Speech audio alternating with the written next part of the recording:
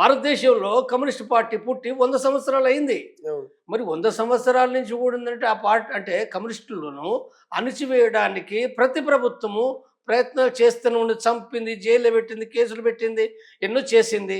తర్వాత కమ్యూనిస్టులు అంటే కూడా ఏందంటే మరి ప్రజలతోటి ఉండేటోళ్ళు కదా! పేద ప్రజలతోటి కదా!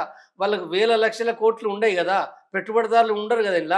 కాబట్టి అంటే పేద ప్రజలతోటి ఉండే పార్టీలే కాబట్టి అంటే ఇది కష్టాలే ఉంటాయి. మరి అయినప్పటికి కూడా పెట్టుబడిదారులు దాన్ని కూల్చాలనుకున్నా మరి చేయలేకపోయారు కదా! హ్మ్. చేయలేకపోయినరు. నువ్వు ఇప్పుడు అందుకోసం నేను మావోయిస్టుల విషయం కూడా మళ్ళీ చెప్పాలనుకుంటే, నక్సలిజం అనేదేందో సాయుధంగా ఉండేవాళ్ళు దెబ్బతినొచ్చుగాక, కానీ మొత్తంగా ఈ దేశం నుంచి నువ్వు కమ్యూనిజాన్ని తొలగించడము, నేనేమంటున్నాను తలకాయ కింద పెట్టి, కాళ్ళ మీద పెట్టి బీజేపీ వాళ్ళందరూ కూడా ఏందంటే తపస్సులు చేసినా గానీ పోదు. రైట్. బీజేపీ వాళ్ళందరూ తపస్సులు చేసినా పోదు. హ్మ్. ఏమీ కాదు. ఎందుకు కాదనంటే, అసలు ఈ దేశమే కర్మ మొత్తం ప్రపంచంలో చెప్తున్నా. మొత్తం ప్రపంచం లోపట అమెరికా పెద్ద సామ్రాజ్యవాద గుండా రాజ్యం కదా! మరి అక్కడ మాత్రం కమ్యూనిజం పోయిందా? జర్మనీలో పోయిందా? ఫ్రాన్స్‌లో పోయిందా? ఎక్కడ పోతది? హ్మ్. ఎక్కడ పోదు. ఎక్కడ కూడా పోదు. వెనుకంజలున్న మాట వాస్తవమే. కానీ సిద్ధాంతం ఏంది? ఆ సిద్ధాంతం ప్రజలకు సంబంధించిన సిద్ధాంతం అది. ఆ ప్రజల సిద్ధాంతం ఏంటిదది?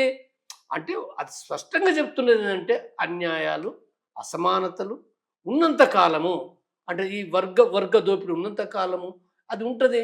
ఉంటదనేది కాబట్టి తప్పనిసరిగా ప్రజలు కూడా దానికి సిద్ధమైతారు, వస్తారు. సమస్య ఎక్కడ ఉన్నదంటే కమ్యూనిస్టు పార్టీలు తమ సిద్ధాంతం పైన నిలబడి సరిగ్గా పనిచేయగలిగితే వాళ్ళు ఐక్యం కావాలి.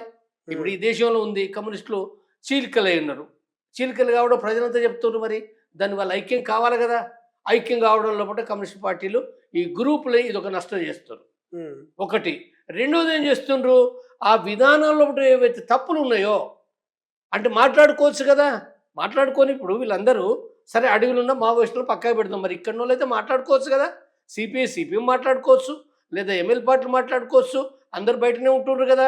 బయటుండి మరి ఆ విధానాలేందో మాట్లాడుకొని ఓసారి కాకపోతే రెండోసారి, మూడోసారి, నెల కాకపోతే 2 నెలలు, 3 నెలలు, 6 నెలలు మాట్లాడుకోవచ్చు కదా! హ్మ్. విధానాలు ఎక్కడ తప్పున్నాయి? ఎక్కడ ఒప్పున్నాయి?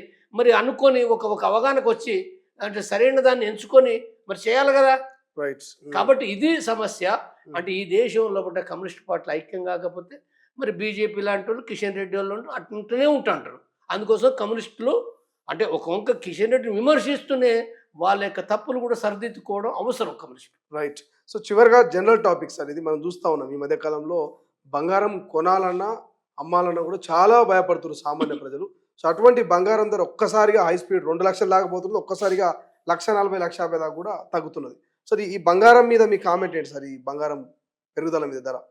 ఇప్పుడు బంగారానికి సంబంధించింది ఏందనంటే ఒకటి అంటే ఒక సంక్షోభం అనేది పెట్టుబడిదారు సంక్షోభం అనేది ఉన్నది.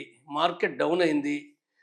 అంటే ఇప్పుడు సరుకులు అనేటివి ఏతున్నాయో చాలా ఉత్పత్తులు పెరిగినాయి. ఉత్పత్తులు పెరిగినప్పటికి కూడా అవి అమ్మకాలు లేవు. అమ్మకాలు లేవు కాబట్టి ఏందంటే మనం గమనించొచ్చు. అంటే ఈ సమస్యలు కొత్తగా కాదు. గత 2, 3 ఏళ్ల కాంచి క్రమంగా ఈ సంక్షోభం పెరుగుతుంది. హ్మ్. పెరుగుతున్నాయి కాబట్టి ఇప్పుడు చిన్న దుకాణాలన్నీ మూతపడ్డాయి గదా!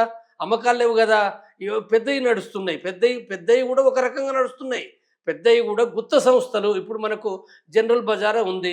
డీమార్ట్ నడుస్తది. డీమార్ట్ ఎక్కువ నడుస్తది. లేకపోతే మెట్రో ఇంకా తగ్గిందది. మెట్రో తగ్గింది. రిలయన్స్ తగ్గింది. అవును. అంటే గుత్త సంస్థలు అంటే నేను ఉదాహరణ చెప్తున్నా. అంటే ఇది గమనించినప్పుడు ఏదైతుందో అంటే తయారీ అనేదుందో ఎక్కువ జరిగి దాని యొక్క అమ్మకాలు లేవు కాబట్టి అమ్మకాలు లేవంటే ప్రజల కొనుగోలు శక్తి లేదు గదా! ప్రజల కొనుగోలు శక్తి లేకుంటే ఎట్లా కొంటారు? హ్మ్. ఇప్పుడు ఇక్కడ గిగ్ వర్కర్స్ ఉన్నారు. మామూలు వర్కర్స్ ఉన్నారు. వాళ్ళకు నెలకు 10,000, 15,000 వస్తే ఏం కొంటారు?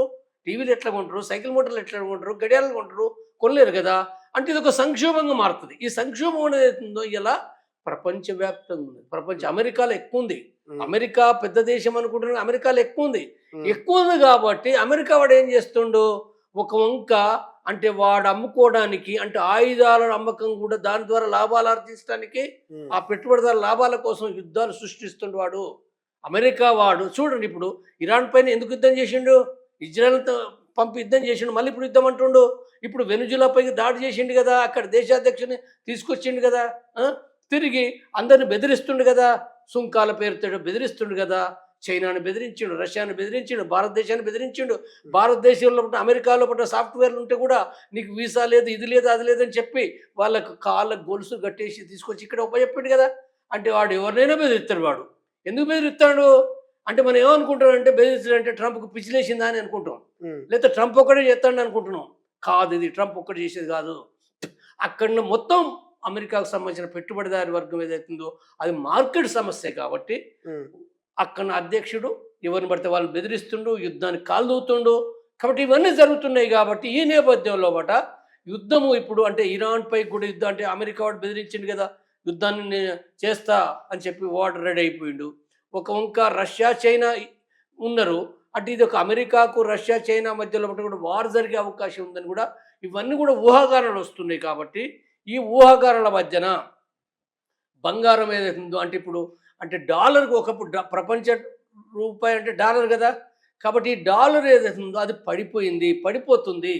డాలర్ విలువ లేదు. కాబట్టి ఇప్పుడు ఏం చేస్తుండ్రు అంటే యుద్ధం రాబోతుంది అనేది ఒకటి ఉంది కాబట్టి మార్కెట్ లేదు కాబట్టి బంగారం కొని పెట్టుకుంటుర్రు. అంటే ఇప్పుడు ఉన్న దాంట్లో ఒకటి బంగారము, ఒక వంక భూమి కదా, భూమి కూడా ఒక రియల్ ఎస్టేట్లో భాగంగా భూమి. కాబట్టి బంగారం అసలు భూమి కంటే కూడా ఇప్పుడు బంగారం అనేది కొని పెట్టుకోవడం అనేది పెట్టుబడిదారులే కొని పెట్టుకుంటుండ్రు. అంటే ప్రజలు ఏదో ఆభరణాలు ధరిస్తారనేది కాదు, అది ధరిస్తున్నారు నిజమే. కానీ ఇప్పుడు అది కొని పెట్టుకోవడం అనేది ఉందో ధరించడానికంటే కూడా అది ఇంకా రేటు పెరుగుతుంది ఉంటేందంటే చాలా మనకు ఇప్పుడు చూడు, ఒకప్పుడు 6 నెలల క్రితము 80,000 ఉండే, ఇప్పుడు 80,000 ఇప్పుడు 1,50,000 వచ్చింది, 1,30,000 వచ్చింది, పెరిగింది కదా. రోజులో బట్టి ఇది మార్పు వస్తుంది. కాబట్టి ఈ బంగారం ఏదైతుందో ఇప్పుడు ఈ క్రైసిస్ ఏదైతుందో ఇప్పుడు ఇది ఎట్లు దారి తీస్తుంది అనేది మనం చూడవలసింది. అది అసలైన తొలి వెలుగు. ఫాలో వాట్సాప్ @తొలి వెలుగు official.